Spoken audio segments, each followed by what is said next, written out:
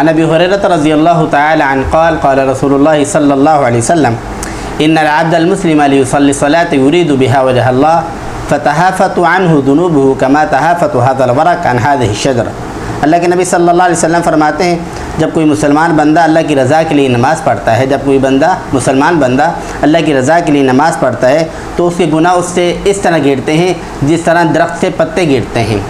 جب کوئی مسلمان بندہ اللہ کی رضا کے لیے نماز پڑھتا ہے تو اس کے گناہ اس طرح گرتے ہیں جس طرح درخت سے پتے گرتے ہیں۔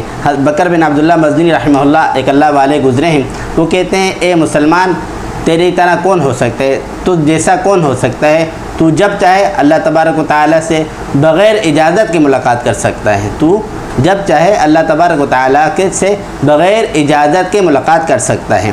لوگوں نے پوچھا حضرت وہ کیسے بغیر اجازت کے؟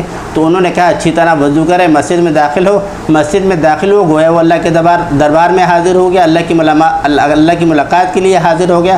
اور اس بات کی تائید یہ حدیث کر رہی ہے من توضأ فی بیتہ فاحسن الوضوء ثم اتى المسجد فهو زائر اللہ۔ جب بندہ اچھی طرح گھر میں وضو کرتا ہے، مسجد میں داخل ہوتا ہے گویا وہ اللہ کے دربار میں حاضر ہوتا ہے، اللہ کی زیارت کے لیے حاضر ہو جاتا ہے۔ وحق علی المزور ان یکرم الزائر، اور جس کی زیارت کی جاتی ہے وہ زیارت کرنے والے کی عزت و تکریم کرتا ہے۔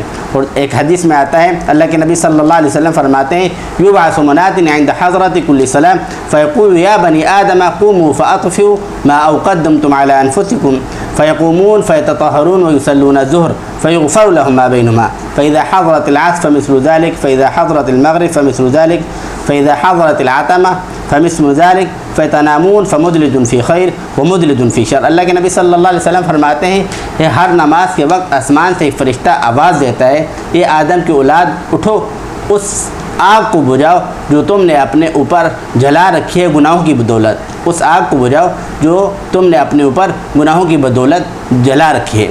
تو پھر کچھ لوگ اٹھتے ہیں فیقومون فیتطہرون، پاکی حاصل کرتے ہیں، فیغفر لهم ما بینہما، اور نماز پڑھتے ہیں تو ایک نماز کے درمیان دوسری نماز کے درمیان تک جو گناہ ہوتے ہیں اللہ تبارک و تعالیٰ معاف فرماتے ہیں۔ اسی طرح عصر کے وقت یہ فرشتہ آواز دیتا ہے، مغرب کے وقت آواز دیتا ہے، عصر کی نماز پڑھنے سے ظہر سے عصر تک کے گناہ معاف ہو جاتے ہیں، مغرب کی نماز پڑھنے سے عصر سے مغرب تک کے گناہ معاف ہوتے ہیں۔ اسی طرح عشاء کی نماز کے بعد بھی یہی آواز ہوتی ہے فتنامون فمدلج فی خیر ومدلج فی شر۔ عشاء کی نماز کے بعد کچھ لوگ سو جاتے ہیں خیر کے مسافر ہو کر، اور کچھ لوگ شر کے مسافر ہو کر سو جاتے ہیں۔ جو نماز پڑھ کر سوتے ہیں وہ خیر کے مسافر، اور جو بغیر نماز کے سوتے ہیں وہ شر کے مسافر۔ اللہ کے نبی صلی اللہ علیہ وسلم فرماتے ہیں من صلی العشاء فی جماعت فکأنما قام نصف اللیل ومن صلی الصبح فی جماعت فکأنما صلی اللیل کلہ۔ اللہ کے نبی صلی اللہ علیہ وسلم نے فرمایا جس شخص نے عشاء کی نماز جماعت سے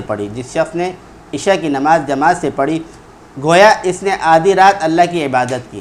جس نے عشاء کی نماز جماعت سے پڑھی گویا اس نے آدھی رات اللہ کی عبادت کی، اور پھر فجر کی نماز بھی جماعت سے پڑھ لی تو اس نے گویا پوری رات عبادت کی۔